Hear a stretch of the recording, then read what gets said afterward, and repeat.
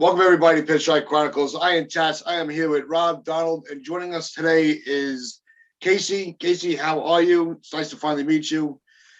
Casey, we've been interacting a little bit on Twitter through our friend Andy. Actually got us connected. And we had some good back and forths about how the offseason is going. From a Mets perspective, how are you feeling about your team going into the year? Well, first of all, it's all awesome and an honor to be on your guys' podcast and show. Thanks for having me. As for the Mets coming into the season, I couldn't be more excited. This is probably the highest of hopes we've had since, a long time. We aren't like you guys, expecting the 100 wins every year. We're the new era is Steve Cohen. And this is only year 2. So everything right now is just like, honestly, as a big Met fan, like a dream. So it still has like that new car smell type of attitude? Yeah, definitely, even more so. Because Steve Cohen last year, we didn't think you'd probably go far last year, even though we were in first place for like 103 games. And then obviously the Braves took over. But Cohen said that he wanted to win the championship 3 to 5, but you can tell this season after signing Scherzer, the window's now, right now. So how would you, first of all, two questions, two-pronged question. First of all, what would you grade the offseason to this point? And which signing are you most excited about, apart from Scherzer? So Scherzer's the obvious one, so one outside of Scherzer. Well, to answer your first question, we're not done. There's a lot of free agents that are still out there. There's a lot of holes that the Mets still do have to fill. I feel like Freddie Freeman is the first domino that needs to go for the big names. Once he goes, which I expect today, and then you'll see the Correas and the Stories and everyone else kind of draw. Chris Bryant. I would rate it right now.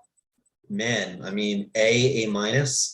It's tough to give an A+. That's a perfect score, perfect grade. But they've done their job pre-lockout.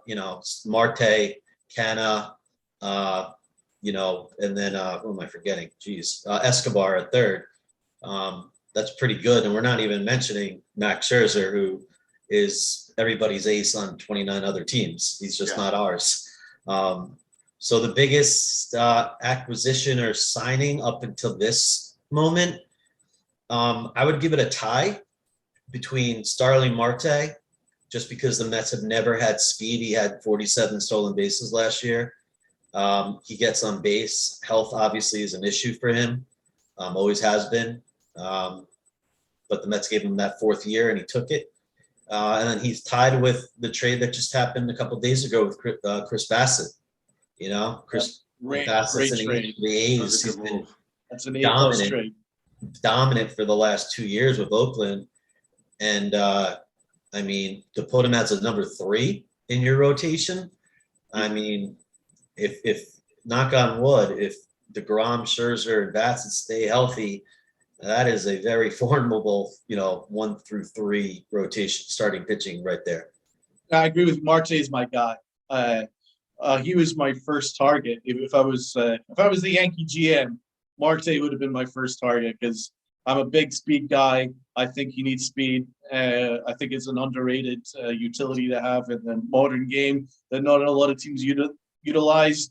So full props to the Mets for getting him because he's an awesome player. Big fan of him. Yeah, Marte was huge. And, we traded for Javi Baez at the deadline last year when we obviously lost him to the Tigers. I really wanted him back because of the speed element that you're talking about. Met fans aren't used to speed. We don't steal we don't steal bags. We don't do any of that. We don't either. And I know that's kind of died down in the game, but Marte is that guy. Baez brings that electricity. And once Baez, we got that taste of Javi, it was like you still wanted it. You got an appetizer, and then obviously he left to Detroit. So like I said, I'm happy to have Marte, but we all know the pitching and defense really does win when it comes down to the, at the end of the day. So Bassett would be right there with him. Yeah, from an outside lens, what was your take on the Yankee Twins trade? Well, seeing all the Yankee fans and their opinions, you guys, and you can tell me your opinions after I tell you mine. You guys don't seem happy about it. There's a lot of people I think that are on the fence who tell me if I'm wrong about Gary Sanchez, and some people love him, some people hate him. But it takes you out of the Correa sweepstakes because you got your shortstop in Mr. Gyro Falafel Man, and Donaldson. The Mets were linked to him last year. Trying to get him from the Twins along with Barrios. To take that aging contract.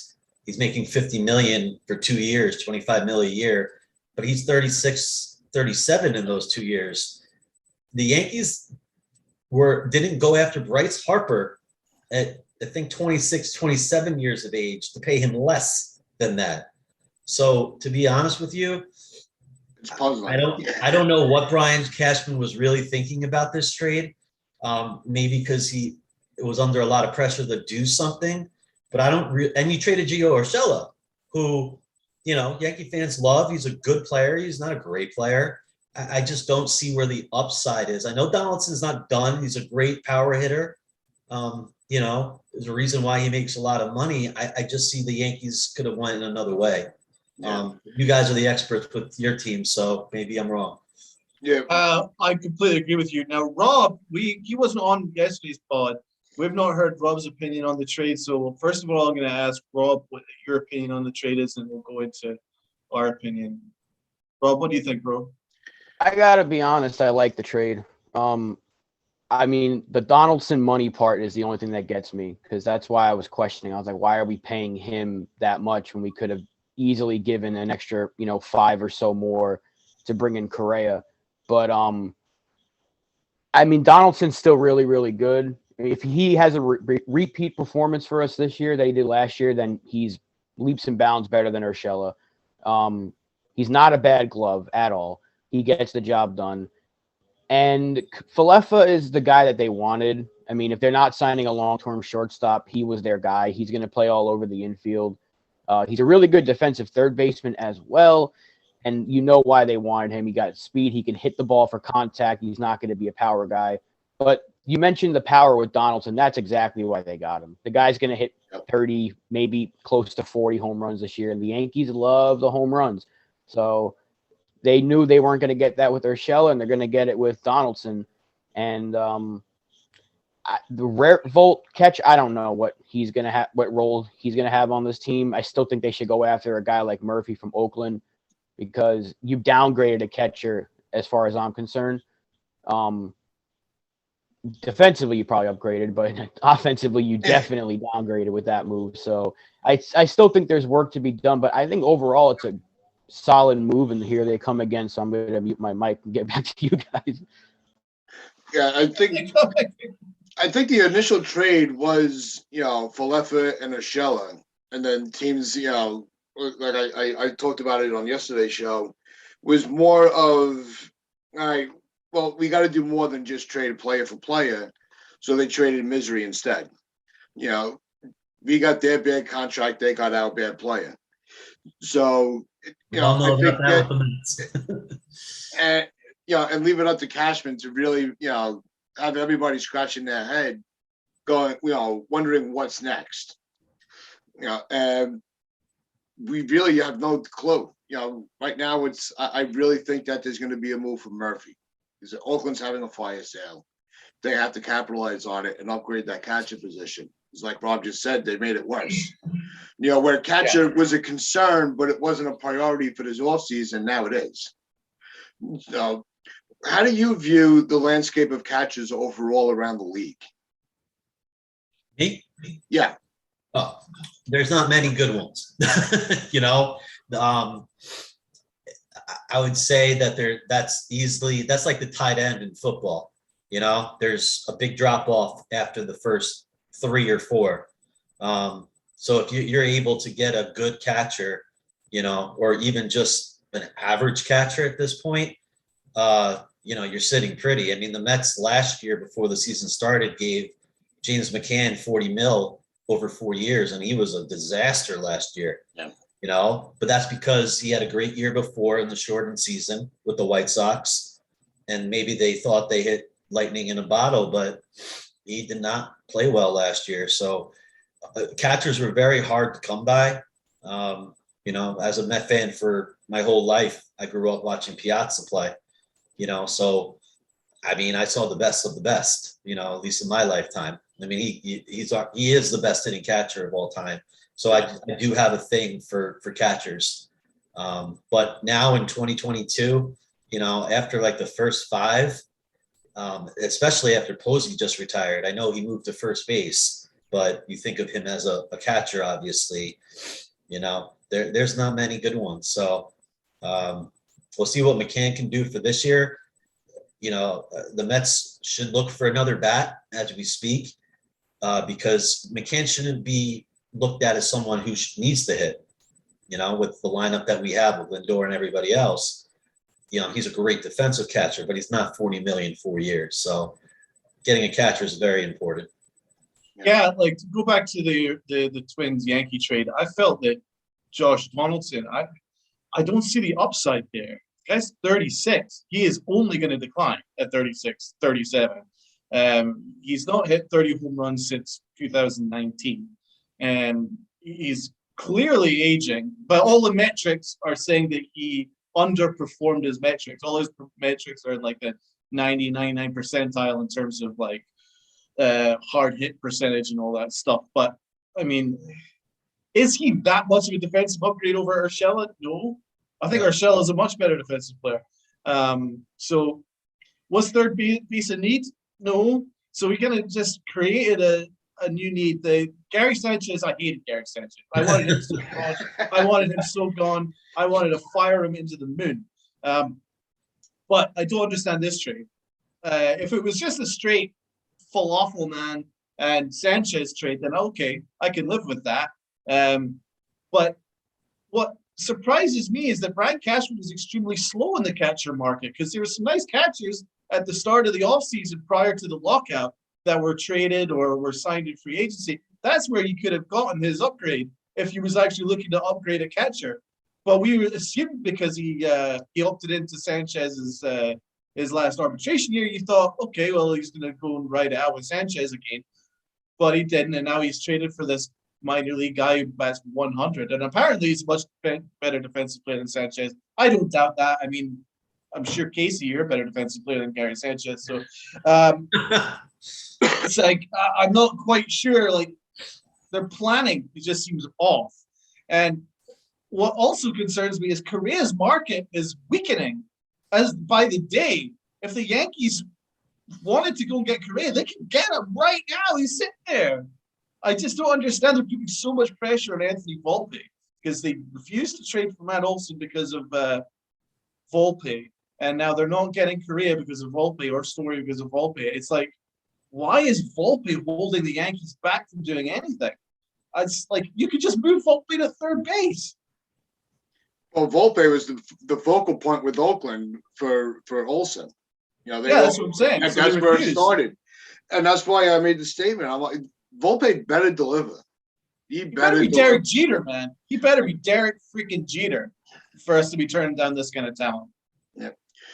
That's unfair to him, though. Like, to be honest, that's very unfair to Volpe. He didn't do anything to deserve that. You know, now he's going to come up with those kind of expectations. You just said, I know, like, you're not expecting him to be Derek Jeter, but now people are saying you better be what Jeter was for us, or else we missed out on trading. And that's what I've been saying is now's the time to move him because his value is through the roof. Teams are looking at him like this is the next best thing, and he's only played A-ball, so this is the best time to trade him. But if they're going to roll with him, look, he's been playing second base in minor league right now. They're moving him around. So to me, we're not out of the Correa sweepstakes just yet. Because if they really, really think that Falefa is going to lock down shortstop only, then that's stupid because that's a guy that you bring in to be a utility player. He can play everywhere except for, I think, like first base and probably the outfield. But I wouldn't doubt the Yankees try him out there because we use everybody to play every position. So, but bro, why would they take on $21 million of Donaldson? if Falefa was just going to be utility guy. They've That already I got don't- utility guy in You're Urshela. asking. So there You're was asking. really. Yeah, Can I sorry, answer the man. question? You're asking me. You're asking me to know what's going on in Brian Cashman's head. Nobody knows what's going on in Brian Cashman's head because he probably doesn't even know what's going on in his own head. So when does he ever make a move that you're besides the Garrett Cole signing and the re-signing of LeMahieu? When does he make a move that's like, I see what he's doing? Because I don't see what he's doing here. But overall, I think we upgraded three different positions or two different positions with this trade. We upgraded a third base as far as I'm concerned. Donaldson is going to hit 30 in Yankee Stadium. That they're taking that into account. If he hits opposite field to right field, he's going to hit 30 plus.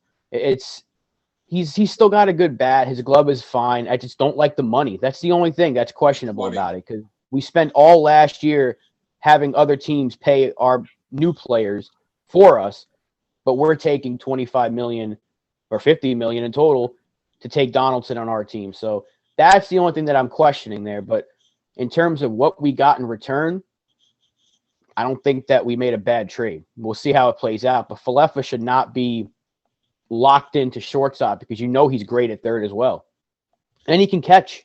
He can catch. He's done it before. He's got a good arm behind the plate. Maybe he's our catcher. Maybe he's our catcher. If he could play all three different positions, I mean, who was our emergency catcher last year? Rougned Odor. So, I mean, if Falefa's your emergency catcher, that's a better thing to have than Rougned Odor. So I'm trying to look at the positives there. I just don't like the money that they added with Donaldson. But if he repeats, even if he just simply repeats his performance from last year, that's an upgrade. Offensively from Urshela. Defensively, probably not. But offensively, he's definitely an upgrade. Another thing I wanted to bring up is the battle of who's the face of New York baseball, whether it's Judge or Alonso. And lucky enough, Alonso is he didn't get hurt in that accident. But you hear a lot of Met fans that scream about Alonso being the power guy of New York. And we're always saying how Judge is the face of baseball, as Manfred put it. From a Mets point of view, who do how do you compare the two of them? Man, I mean, Judge has been in the league longer, so he has more of a track record. Obviously, he's been in the playoffs basically every year, since he's been called up. But Alonso, starting his career in 2019, he beat Judge's record for rookies, in terms of home runs, 53 to 51, I believe it was. Listen, I'm my favorite player on the Mets is Pete Alonso. So the question, I'm a little biased. That's okay. But I don't take any disrespect away from Aaron Judge. Once Judge is healthy, he can, which, usually, it's every other year. It seems like he's healthy. If he can manage to play 150 games every single year, he's gonna be, a Hall of Famer with the numbers he could put up. The problem with Judge is that he can't stay healthy. And you're always kind of waiting for that shoe to drop with him. Like, it's kind of fragile. Pete Alonso, he is, as you said, he's made of brick. I don't know if you saw the clip in spring training a couple years ago where JJ Redick during spring training just bashed into him at first on a bang play. And Alonso literally just stood there and took it. And Redick went down like a ship. He's just made of, just brick. And you saw what happened in that brutal car crash 2 days ago where his Ford pickup truck flipped 3 times. Everyone saw that. And not many people make it out of that alive, never mind a scratch. So he's amazing. Yeah. He just kicked the windshield out and he just walked and out. that's not easy too. You got to be strong to do that, but and then the next day he's taking grounders and BP, That's obviously insane. we're all human and I'm sure it's going to hit him at one point very soon about what happened, because that's, a big thing. His wife was following him and he was saying yesterday at Clover Park, he's just happy to be alive. Yeah. And I get that. But to answer your question, they're both great players. I guess time will tell. They play obviously 2 different positions. They're both power hitters. Their numbers really since Alonso came up are pretty identical, you know. But I take no respect away from Judge. I just think that Alonso does stay healthy, and you know, he's our future captain in my mind. Never mind Lindor for 10 years. Never mind deGrom. He's not that type of guy. You know, Well, deGrom's going to the Yankees next year on free agency. So, Well, that was my next question. It's a good segue, Tats, because I was going to ask, what are your thoughts on the deGrom situation going into next year? I assume that he's going to re-sign. Do you know what kind of numbers do you think he's going to be? Scherzer type numbers or what? Listen, I mean, he was signed for 5 years, $130-something million. This is obviously year 4 where he gets the opt-out. He's already said that he's triggering it, you know, so now we all know that he is going to become a free agent, which tells me 2 things. As a Met fan, because all offseason we were wondering, how's that arm, Jake? You know, he missed all the second half after putting up historic numbers. You know, he in the first half of 2021, he arguably was the best pitcher baseball's ever seen. You know, he was striking out 15. You know, he's putting up Bob Gibson numbers, and then of course he got hurt. So that tells me, 1, if he's already telling everybody he's opting out, his arm feels fine, and he did say yesterday that he feels 100% and he's good for 30 starts. So they checked him out. Everything's good to go. That's great for a Met fan for this year, you know, because deGrom and Scherzer are invested again. As for the free agency next year, he did say that he's going to give the Mets every power, you know, everything they want in terms of getting him to re-sign. He's been very adamant about wanting to stay with the Mets his whole career, just like Derek Jeter, like a David Wright. And he, I believe him. So he's opting out, I believe, of $33 million, which is a lot of money. But he just saw Max Scherzer sign for $41 million at the age of, you know, 37, 38. If deGrom has the year he's healthy, all he needs to be is healthy. He's won 2 Cy Youngs. Easily should have won a 3rd in 2020, not Bauer. I really don't think he's going anywhere. Steve Cohen is not going to let Jacob deGrom walk. I mean, he's got an open checkbook. If he has the year that we all expect deGrom to have, there's no way on the planet that Steve Cohen allows him to walk. So 100%. If the Wilpons were one of you guys, I would be very, very, very worried. But with Cohen, you're going to be fine. Well, the Wilpons did re-sign David Wright as a thank you, because no Met fan wanted Wright to live. That contract was horrible. It was the second big contract, and then he had the spinal stenosis, and he got no games out of it. But and that's kind of like the whole Freddie Freeman thing, which, you know, as a Met fan reminds me of David Wright. Like, what are we doing here? You know? But no, deGrom, no way. I'd be shocked. But anything can happen, you know, anything. You know, maybe another team comes in and blows everybody out of the water, but you can't really compete with Steve Cohen's, you know, bank account. Yeah. So, you know, if some team wants to come at deGrom, I think he's turning 34 next year. I gotta look it up. Around that, you know, you could say, oh, he's, you know, getting older, but you got to remember he started as a shortstop, you know, and he had the Tommy John surgery when he was a shortstop. So he doesn't have that wear and tear on his arm at 34 that most 34-year-old pitchers do. Doesn't have those miles. So I don't look at him as a 34-year-old pitcher. I look at him as a guy, you know, who's just in his prime. But a team could come out and give him $50 million a year. Sure. You know, and say, okay, Steve Cohen, match it. And he will. Yeah. You know? Yeah. That's the crazy thing. And deGrom, I've always said it. He's the best pitcher I've ever seen. And I've been watching baseball. I'm sure you guys are all the same way for our whole lives. He is the best pitcher I've ever watched. Guy is insane. And if he's healthy, like you said, he's probably winning another Cy Young. And he fully deserves $50 million a year if that's what a team offers him. If he's healthy, he is leaps and bounds better than anybody else in the sport. And the Mets let him walk. Everything that they did this offseason will be basically flushed down the toilet from the fan base as far as I'm concerned. Because if you let that guy go after you gave Scherzer $40 million when he's 37, right, then fans are going to be angry. But like you said, Cohen is not letting that happen. there's going to be an insane bidding war for him because this is basically the modern day or our generation's Nolan Ryan in Right. terms of pitchers hitting the open market for every team to sign.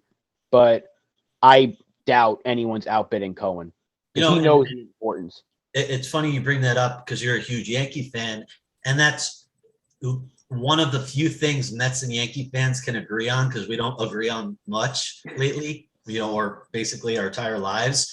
But when you have other teams, not just Yankee fans, but Philly fans, Braves fans, all of Major League Baseball, remember when you guys signed Garrett Cole and it was the whole who's the best pitcher in New York thing?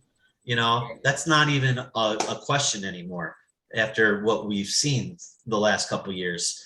And it's kind of, that tells you how good deGrom has been, that Yankee fans are taking, we know deGrom is better than Cole, because you can't argue it. deGrom is better than anyone in baseball. He's better than Scherzer. It was a really fun debate. It was fun to go back and forth with Met fans and other fans of other teams about, New York has the two best pitchers of the game. Well, now the three best pitchers of the game are in the New York market. We're in the same rotation. It's insane. It's really exciting, and it's exciting for baseball because when New York is doing well, the game does well.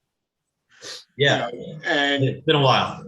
Yeah, but to wrap up, the chat. My last question I really wanted to get to was the rule changes and having the DH in the National League now, and what your thoughts on it are. I'm not old enough to go back to be like one of those old get off my lawn type of guys where you're the traditionalist and you don't like the rules changing kind of guy. Great. You're one of those. So I look at it as, how does this benefit my team and how does this benefit baseball? It benefits a lot of teams, not just my team, because, you get that extra bat now. You guys are used to the DH in the American League, so you don't ever have to worry about the double switches. You never have to worry about really pinch hitting all that much, and, taking out a reliever when you shouldn't have because he's due up in the lineup. We always did. And we fell in love with that. It was part of like the chess match in baseball between NL managers. But we got a taste of it in 2020 when the DH was around. So while we have deGrom, who we just talked about, the best pitcher on the planet, he also hit he was driving in his own runs. He was hit 350, should have won the Silver Slugger. But other than that, I'm not going to miss it. Because who's going to miss, and again, my opinion, I think I saw the stat, all pitchers last year hit a combined like barely over 100. 1 out of 10 times they're going to get a hit. I'd rather have a Kyle Schwarber up, knock on wood for the Mets, because he killed us last year. So I'm in favor of the DH, especially because as a Met fan, we have a logjam of hitters. We got Robbie Cano back. All last year, PED suspended. We don't have a position for him. Jeff McNeil's our second baseman. Robbie Cano can be our DH. Buck Showalter in his press conference yesterday said he can hit till he's 50. And he's probably right. So as a fan of a team that has a logjam of hitters, a JD Davis, a Dom Smith, a Robbie Cano, there's a lot of players that could use that DH. And also it keeps players healthy and fresh. So I'm for it. I wasn't for it until I got a taste of it in 2020 when I first saw it as a fan of my team in the National League. But once I saw it for that abbreviated season, I'm all for it. I really don't see the downfall in it anymore at all. What do you predict for the rest of the offseason for the Mets? Now, you're heavily involved in the bullpen market. Yeah, I've heard your name, heard the Mets linked with Andrew Chafin, who's probably the best left-handed reliever in baseball last year. Yeah. I would love him to sign for you guys. I think it'd be awesome, or for the Yankees, to be honest. But who are you hearing in regards to the rest of the offseason? Do you can get trades? What do you think? Yeah, so that's the number one guy I was going to say. Andrew Chafin we have a need of a lefty bullpen guy. We lost Aaron Luke to the Angels last year. Luke was the best lefty reliever in baseball last year. His ERA, I believe, was under 1. signed with the Angels, got another year, got more money. God bless him. Noah Syndergaard did the same thing. You know, they chase after the money. We gotta get somebody to replace him. There's not many lefty relievers out there. Brad Hand was linked to us. He just signed with the Phillies. We lost Familia to the Phillies, thank God. You know, Yeah, that guy wouldn't go away for, you know, but he's finally on the Phillies or just gone off our team. But Chaffin would be number one for us because we need our lefty in the bullpen. However, there's this lefty that many guys don't know of that I forget his name because he cleared waivers very secretly, and then he was part of the 40-man, and then that's how the Mets just signed Adam. You know him very well, Tadigo, to get with the Mets, you know, to be on the 40-man. So we have this lefty lurking, and I forget his name because he's not a big name. And now he's just a non-roster invitee at spring training. And they're saying he might just sneak in as that lefty.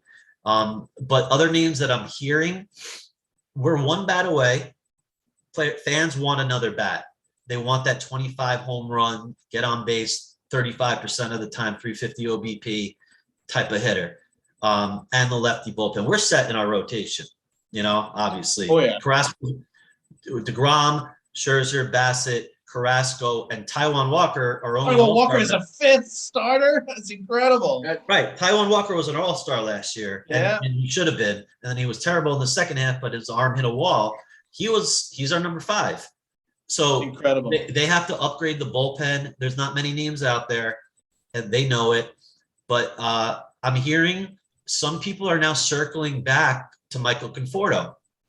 Michael Conforto didn't take the qualifying offer. He gave up the 18.9 as most Scott Boras, clients do. And I'm sure he's regretting it now. Because you know what? Again, no one's really signed. We're waiting for Freddie Freeman to sign. And I feel like all the dominoes will fall. But if you can get Michael Conforto back on a 1-year deal and then let him test free agency next year, the Mets could use a lefty bat who hits 25 home runs, gets on base 350, of the time. Good outfielder, knows New York well, but I didn't want Conforto back. Just saying for everyone listening, and I'm going to post this later. I'm on record. I didn't want Conforto back because of the years, and it was time to move on. He needed a change of scenery, but things have changed. I didn't know the lockout was going to go 99 days, and we didn't think that Conforto, as spring training starts, would be unsigned. So on a 1-year deal, when we have our outfield set in Canna, Marte, and Nimmo, I would love to have Conforto back and play a platoon in right field of Canna and Conforto. That's what we need to complete this roster. The lefty out of the bullpen. And I think there were just one more bat away. And just to go back, that's what the DH opens as well. Just another bat. The big guy I want is Schwarber. He's out there too. He killed the Mets last year. It was insane. If you remember, it was like 6 home runs and like 8 at bats. He's out there, and you guys know him well because he played for Boston at the tail end. And, that's the guy I want. But I've heard Conforto, his name coming back into the Mets Twitter world and the Mets, So I think we're one bat away, need a lefty bat, and we need a lefty out of that bullpen. Everything else is solidified. The bench, the outfield, the starting pitching. And we have a manager. No more Mickey Callaway. No more Luis Rojas. We have got the buck. We love the buck. We love the buck. The guy that doesn't buck around, He doesn't buck around. Not at all. 20 years of experience, and you can see it. He knows what he's doing. He's got an aura about himself. You respect him. And it's night and day for Met fans just seeing how he goes about his business since he's tremendous. I love Buck Showalter. He did an incredible job as a Yankee manager. And then he was awesome on the Yes Network. People think that, because he's not been involved in the manager aspect in a long time, that he's somehow lost it. Not at all. His analysis is spot on the Yes Network, and he would have been an awesome Yankee manager. He was actually wanting the job, but of course Brian Cashman's obsessed with Aaron Boone. So you know what? I'm really happy for Buck Showalter because he really wanted to be a manager again. And he's forgotten more about baseball than anyone else has ever known about it in the modern time. So he's going to be an awesome manager. I'm really psyched for him, and I'm psyched for you guys. Your team's awesome, man. You know, Your and a team lot of, is thank you. awesome. You know, and a lot of people, you mentioned about all these crazy signings that the Mets did, you know, the Scherzers and the Martes and everybody else, you know, and Lindor last year. Just getting Lindor was crazy. And now look where we are. But people forget Buck Showalter. No one brings him up as a signing. He has a lot to do with the success of this team. And no one really thinks about it that way because he's not a player. He's just, you know, he's a manager. But seeing Callaway and then Luis Rojas for the last 4 or 5 years, it's not inviting to see names like that. But then when you see a name like Buck Showalter, free agents now are paying attention. Exactly. And it's he's no nonsense, and he's got 20 years of experience. And I know he was the Orioles manager for 9 years, and you know, the whole Zach Britton fiasco in the wild card game, and he never brought him in. But you know, before the Orioles, because they've been terrible, just because they're a terrible, terrible run organization, he's had great success. So, you know, Buck Showalter is a big part of all these acquisitions as well. And Billy Epler, the new GM, you know, he's done a great job, you know. Actually, to be fair. Although I think a lot of it is to do with Steve Cohen. You can't really go wrong when you've got a limitless budget. So I'm not quite sure. But that trade that you made with Oakland was really good. Are you worried about any of the prospects you gave up, or do you think it was a really good? We gave up a second rounder in JT Ginn, and then another guy who's, you know, is not supposed to be anything.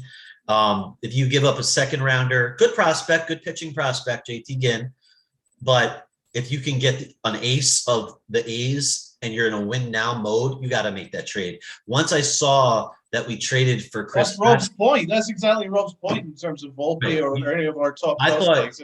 What are we? You know, for sure that when I heard we got Bassett, I'm like, okay, awesome, but for who?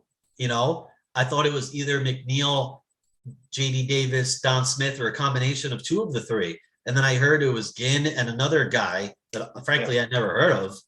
I mean, that's a win, you know. So Epler, that was a steal by Epler, but I think he was held back by the Angels owner and Artie Moreno, you know, just in terms of how they operate there in Anaheim. Obviously, it's not worked out because they spend money, but they've just never been good and wasted Mike Trout. You know, do you like that trade for the Mets, Rob? What? Oh, that's the trade. No, look, they've made great moves all off season. I hate giving the Mets any sort of credit, but they've gone into a win now mode, and they're doing it. They're doing what you should do when you're saying we want to win now. He's putting all of his chips. Steve Cohen and his annoying Twitter picture are putting his right into the middle of the table, and he's saying, I'm all in. He's spending the money. He's dealing the prospects. He says Bassett's available. He'd be a number one on a lot of teams in baseball, at least a number two. He's a number three, maybe even a number four in some people's minds in the Mets. That's a steal. For what you gave up. You gave up a prospect who might not work out. That's what Donald said. That's my point with the prospects is even though I'm a prospect guy, I've been called a prospect hugger and a Cashman defender numerous times on Twitter.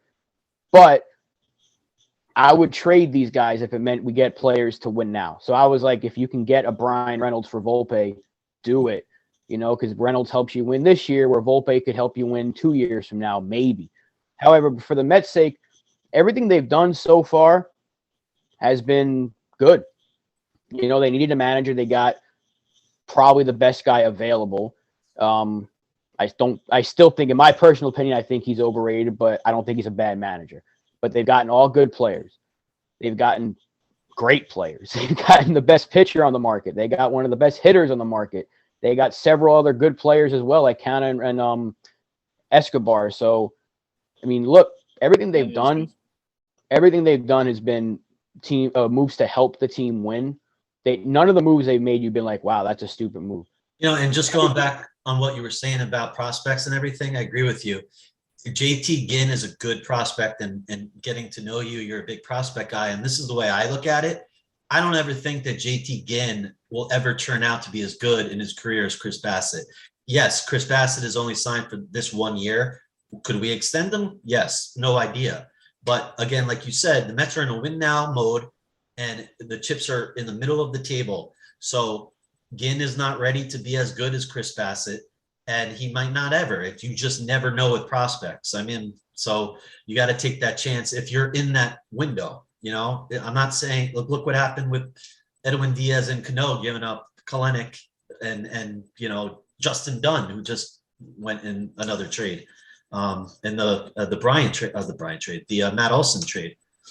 So, no, the Mariners. He was on the Mariners with what was that trade the Mariners just did? Huge trade.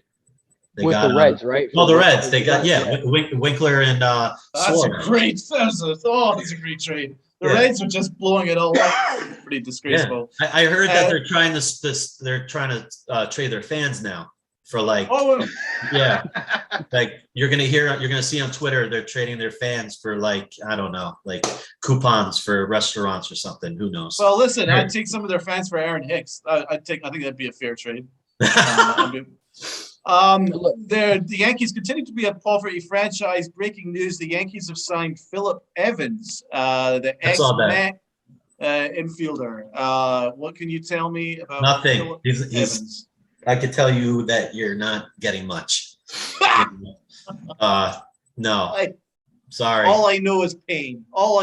That's whenever I see an ex-Met sign with another team, it doesn't matter with the Yankees and he did nothing for us or had no future with us. I always tweet out, former Mets legend. And in this case, it's Philip, if you get anything out of him, take it. He bat 143 for you in 2018. Wow. And he bat 206 for the Pirates last year. Yeah. So that's just great. I mean, to be honest, if you look at the Yankees lineup, a third of the Yankee lineup could bat below the Mendoza line, which is absolutely insane. Well, the shift insane. Aaron Hicks bat below the Mendoza line last year. Gallo bat 140 for us last year, and Higashioka is below Mendoza line hitter too. And so is the new catcher they got. And you also Sanchez, and now that you got Donaldson, who doesn't hit for a high average. No, he bats 240. And you lost Urshela, who gives you probably 280. Urshela, 270, and the shift, the whole banning of the shifting and the new CBA rules. I think that's 2023, obviously. Yeah. So Gallo, obviously, that will change his whole career. But he's a free agent, I believe, after this year, right? This is his last year with us. Right. And he's probably gone. I mean, who knows? So, the Yankees have 3 150 hitters in their lineup. And now you got a 150 hitter off the bench. Oh, that's just great. Yeah, Cashman. Well done, Cashman. Well done, bro. Oh my God. There's no guarantee making the team, though. I'm just saying. Right. He's not. He's a minor league signing. They do it every year. If he makes the team, they're desperate. Yeah, it's nothing to get upset about. He's a guy that might get. I'm upset, damn it. I wouldn't waste your breath or energy on this guy. Trust me. I wish him luck, obviously. Thank you. But he's like Rob said, he's a minor league depth piece at this point. That's all he is. With the way our players break down, we need all the depth we can. Times have changed. Yeah. It's really, but wrap this up. Casey, thank you for coming on with us. It was fun. Maybe we'll have you back on during one of the Subway series. We'll have a little cross-borough breakdown. So remember, like, share, comment, and subscribe. Check us out on sportnarian.com/player and on Northeast Streaming Sports on Roku. Wear your pinstripes with pride. Play hard.